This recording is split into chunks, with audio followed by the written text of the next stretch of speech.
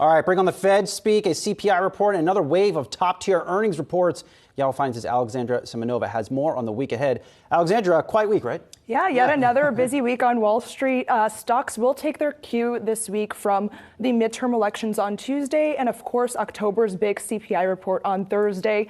Those are the two main events on Wall Street's radar this week. Now, everyone is rightfully wondering how stocks will react to the outcome of the election Tuesday evening. This has placed a lot of attention on fiscal policy and inflation. Those are the two main issues on the political landscape right now. Republicans appear to be leading in many polls, and a Republican sweep could actually bring in a nice rally for stocks. The stock market loves gridlock because that means that it makes any potentially unfavorable legislation harder to pass. Some of the best returns on the S&P 500 have actually been when the president does not have full control over both sides of Congress. But for the most part, a lot of strategists point out that aside from some back and forth action, ultimately the key worries for investors continue to be the economy and financial conditions. And that brings me to the next big event, which is, of course, the CPI report. That's really going to be the headliner this week. Economists expect the headline figure at an annual 7.9% and core CPI, which strips out food and energy,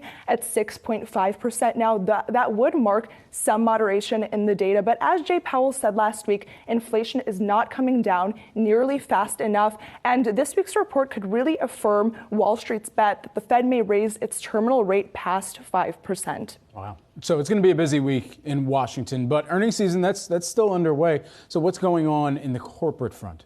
Yeah, well, earnings season continues to carry into its final stretch. We do have some big headliners this week. Activation Blizzard, Rivian Automotive, Lyft, and Walt Disney. Disney is in the earnings spotlight after the bell tomorrow. Analysts expect its theme parks to deliver record revenue as pent-up demand post-COVID continues to give that area a nice boost, while its streaming service continues to struggle a bit. And I do want to point out that it's really been a lackluster earnings season as we reach the end of it. Of 85% of S&P 500 companies that have reported, only 70% have beat on earnings estimates, according to FactSet data. That is below the 5-year average of a 77% beat. And of those figures above expectations, the average was only 1.9% above estimates versus the 5-year average of an 8.7% beat. You know, it'd be great to top off this week, Alexandra, a new Cathie Wood fund launch. I wouldn't be surprised. I wouldn't put it past her. Alexandra, we'll be following that too. Thanks so much.